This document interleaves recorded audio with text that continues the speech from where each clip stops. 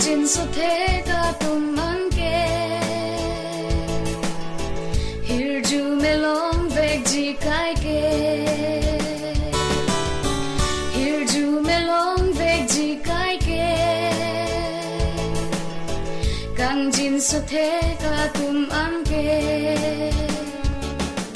Kangjinso Kangjinso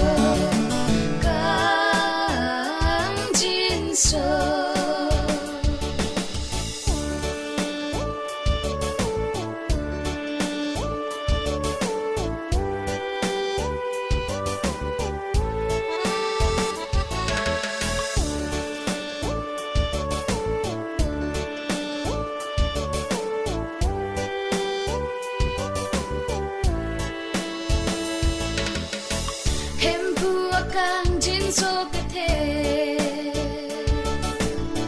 epi alang e panchethe la son Kangjinso long move Kangjinso ani Kangjinso thekani Kangjinso theka tum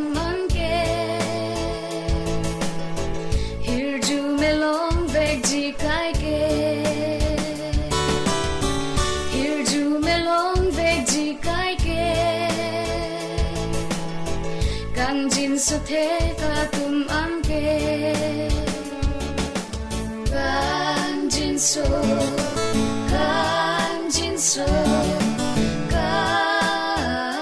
Kangjinso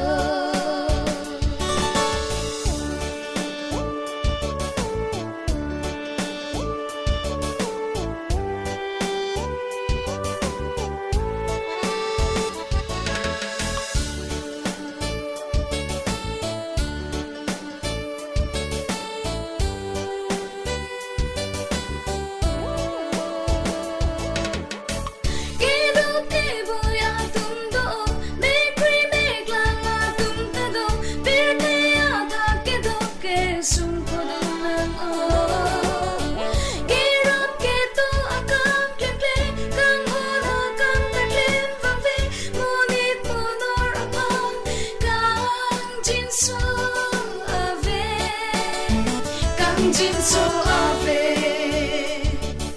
sinang choning ri pitanang pini Kangjinso thekani